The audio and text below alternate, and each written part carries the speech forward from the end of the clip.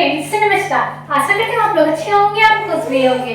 Video में 2.0 में आप सभी का स्वागत है और सदा अभिनंदन है।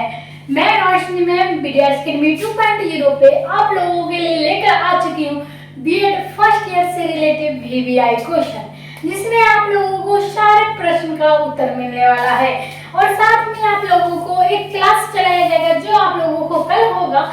आप लोगों को उसमें वीवीआई क्वेश्चन सारे इंपॉर्टेंट क्वेश्चन आप लोगों के सामने प्रस्तुत किए जाएंगे, वो भी आप लोगों को 4 यूनिट में। तो 4 यूनिट में कुल 8 प्रश्न रहेंगे।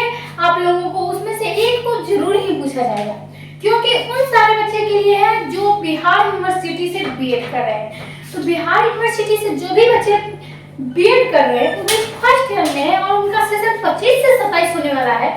तो उन सारे बच्चे को कल क्लास ज्वाइन करना ही होगा। कल आप लोगों को सारे इंपॉर्टेंट क्वेश्चन बताई जाएगी जो आप लोगों को क्वेश्चन में पूछना, आप लोगों को एग्जाम में पूछने की सारी संभावना है उसमें। तो आप लोगों से एक अनुरोध करती हूँ, आप लोग हमारे चैनल में नए हैं तो चैनल को सब्सक्राइब कर लें, क्लास को लाइक कर लें और वीडियो को शेयर करें, ताकि आप लोगों को जो भी हो समस्या रोशनी मैम आप लोगों से सुझाव देगी। यानी समस्या का समाधान निकालने के लिए रोशनी मैम लेकर आ चुकी है वीडियो 2.0 पे सारे अपडेट वीडियो। चलिए आज मैं आप लोगों को पढ़ाने वाली हूँ ईपीसी 3। ईपीसी 3 में आप लोगों को क्रिटिकल अंडरस्टैंडिंग ऑफ आईसीटी पढ़ना है, जिसमें क्या है सूचना एवं संप्रेषण तकनीकी की समीक्षात्मक समझ के बारे में समझनी है। तो जो भी बच्चे हैं हमारे क्लास में ज्वाइन रहे और ताकि मैं आप लोगों को उन सारे टॉपिक पर बात करूं जिसकी आप लोगों की बहुत ही ज्यादा जरूरी है, क्योंकि आप लोगों का एग्जाम जो है आप लोगों का 25 मई से स्टार्ट होने वाला है।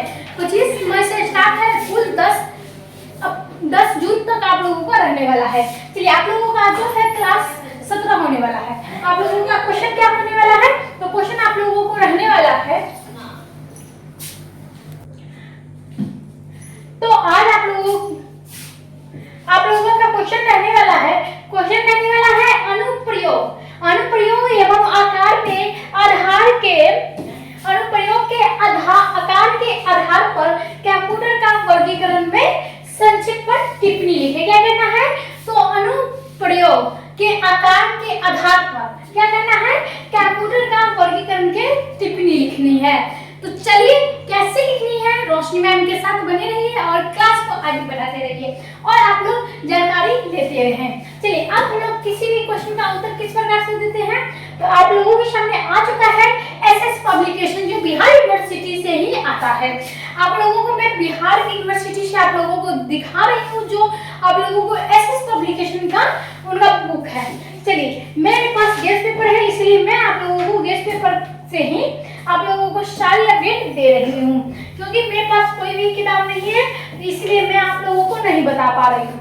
चलिए किसी भी आंसर किस प्रकार से लिखनी है, तो अनुप्रयोग के आधार पर यानी बास्केट अमल एप्लीकेशन क्या होती है। तो कंप्यूटर्स के निम्नलिखित 3 प्रकारों में वर्गीकृत किया जाता है। पहला क्या है? Digital computer. आप लोगों को दूसरा क्या है? Analog computer. तो तीसरी आगे चल के पता लगाएंगे, उससे पहले हम लोग क्या करेंगे, जो डिजिटल कंप्यूटर होता है वो किस प्रकार से होती है। तो डिजिटल कंप्यूटर जो होती है ये कंप्यूटर के अंकों पर कार्य करता है और यह उन्हीं डाटा को कार्य करता है जो बाइनरी डिजिट करने के लिए होते हैं। और डिजिटल कंप्यूटर में सभी प्रकार के डाटा निर्देश के साथ ही इनपुट किए जाते हैं, जिसमें कंप्यूटर के निर्देश अनुसार गणनाएं करके परिणामों को आउटपुट के रूप में प्रदान करती है। इसमें गणना कार्य करने के साथ साथ डिजिटल कंप्यूटर को तार्किक क्रियाओं को भी करता है और कंप्यूटर के बहुउद्देशीय होने के कारण भी विभिन्न कार्यों को प्रयुक्त होते हैं। इसी को हम आगे कंप्यूटर के बारे में चर्चाएं होती है और हमारा टॉपिक इन्हीं कंप्यूटर से होता है। इन्हीं को हम लोग क्या कहेंगे? डिजिटल कंप्यूटर का संकेत असल में इसी को हम लोग कहेंगे कंप्यूटर, डिजिटल कंप्यूटर। अब हम लोगों को आगे दूसरा पॉइंट पढ़ना है एनालॉग कंप्यूटर क्या होती है। तो एनालॉग कंप्यूटर होती है यह कंप्यूटर्स के अंकों पर कार्य न करते हुए भौतिक रूप में उपलब्ध डाटा को भी सीधे करते हैं। और भौतिक डाटा जो होता है ताप, दाब, लंबाई और विद्युत अन्य तरंगों में प्रभाव आदि होते हैं, जिसे भौतिक राशियों के होते हैं। और कंप्यूटर का उपयोग जो होता है वहां किया जाता है जो भौतिक राशियों के निरंतर मापन की आवश्यकता होती है। अब जैसे कि इंजीनियरिंग, स्टैटिस्टिक्स, विज्ञान के क्षेत्र में एनालॉग संकेत सतह होते हैं और एनालॉग जो कंप्यूटर के विशेष उद्देश्य वाली मशीन होते हैं। अब हम लोग क्या करेंगे, पेट्रोल पंप पर लगा हुआ एनालॉग कंप्यूटर पेट्रोल की मात्रा में भी 1 लीटर को नापते हैं, साथ साथ मूल्य का भी गणना स्क्रीन पे दिखाते हैं। और क्या कहते हैं, फायर अलार्म का एनालॉग क्या करते हैं, कंप्यूटर वायुमंडल के ताप मापक को क्या करते हैं, एक स्क्रीन पर प्रदर्शित करते हैं और सीधा सीमा अधिक के ताप होने का अलार्म जो होता है उठता है। और स्पीड मीटर की इकाइयां जो होती है वो क्या होती है, वो विद्युत मीटर, थर्मामीटर और वोल्टेज मीटर के एनालॉग कंप्यूटर के कुछ अन्य उदाहरण भी है, जिसमें हमें क्या करनी है,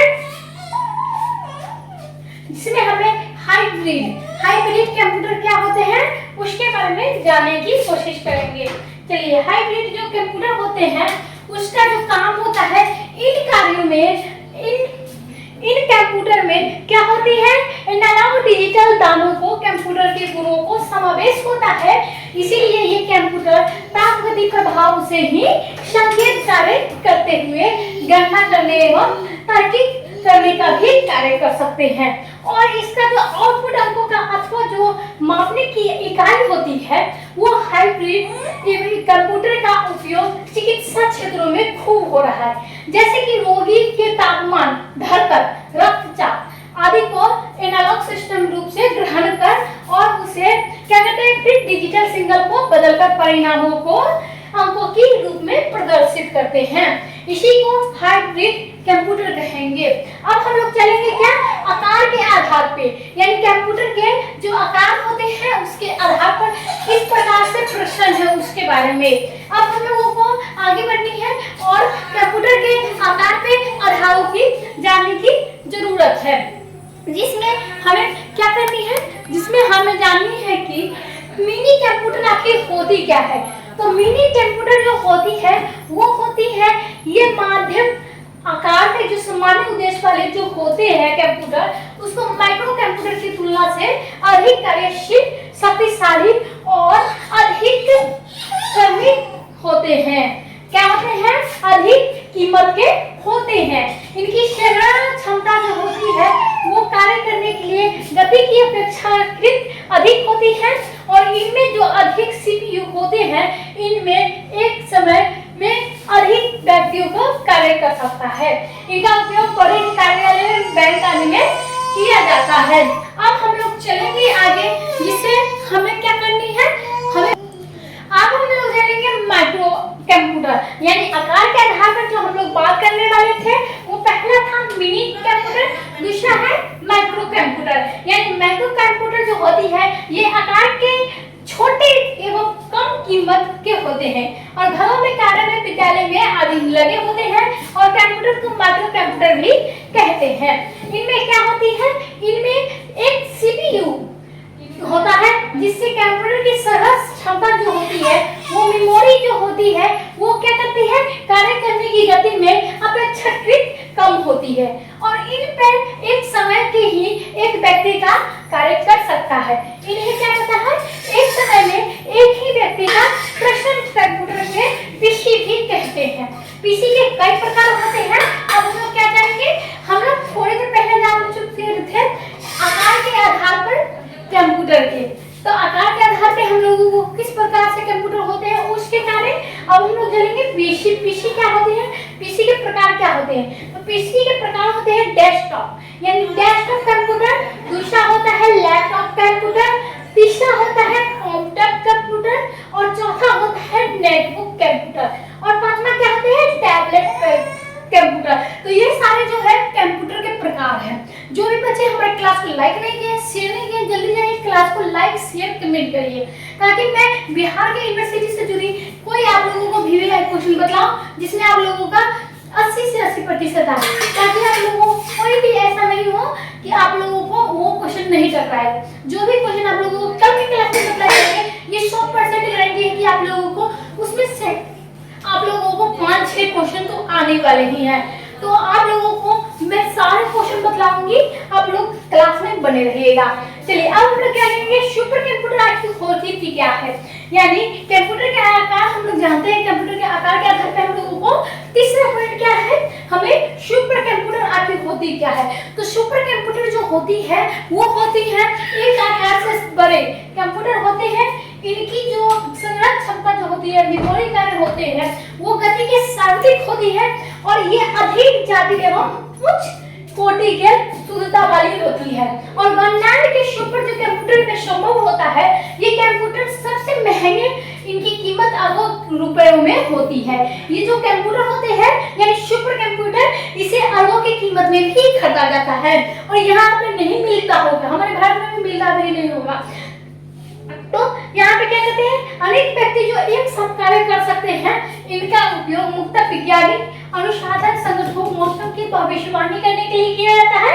नहीं तो आंतरिक अनुसंधान जो होते हैं प्रयोगशाला में, उसके काम में क्या आता है, रक्षा संगठन में आता है, नाभिकीय यंत्रों को नियंत्रण करने में आता है और आनुवंशिक अभियांत्रिक जो होते हैं उसके कार्य करने में क्या आता है, सुपर कंप्यूटर आता है। अब हम लोग चलेंगे चौथा, मेन फ्रेम।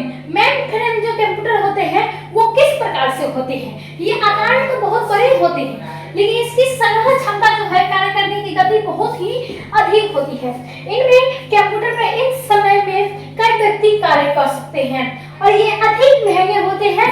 इनका उपयोग प्रायः रेलवे आरक्षण में किया जाता है, बीमा कंपनी में किया जाता है और अनुशासन संस्था व बड़े व्यावसायिक संगठनों में किया जाता है। इसी को हम लोग कहेंगे मेन फ्रेम कंप्यूटर। अब आप लोगों को बता दिया जाए, आप लोगों को एक बार क्वेश्चन और बतलाया जाए कि अनुप्रयोग में आकार के आधार पर कंप्यूटर का वर्गीकरण यानी संक्षिप्त में टिप्पणी लिखे। तो आप लोगों को सारे क्वेश्चन का जवाब यहीं पे मिल गया होगा। तो जो भी बच्चे हमारे क्लास से संतुष्ट हो तो लाइक शेयर कमेंट करते रहिए और अपना फीडबैक आप लोगों को हमारे लास्ट वीडियो में कमेंट में जरूर ही दीजिएगा। चलिए आज के लिए बस इतना ही, धन्यवाद। ऐसे ही आप लोग क्लास को देखते रहिए और हमारी क्लास को आगे बढ़ाते रहिए और थोड़ा सपोर्ट आप लोग करते रहिए, क्योंकि ये जो चैनल है पीडीएस अकेडमी जो चैनल है वो नया है। आप लोगों को टीचिंग के लाइन में आप लोगों को नया चैनल है, आप लोग सपोर्ट करें, यानी आप लोगों का जो सेकेंड ईयर है इससे भी अच्छा आप लोगों को VVI क्वेश्चन ला कर दिया जाएगा। इतने ही आप लोगों को धन्यवाद।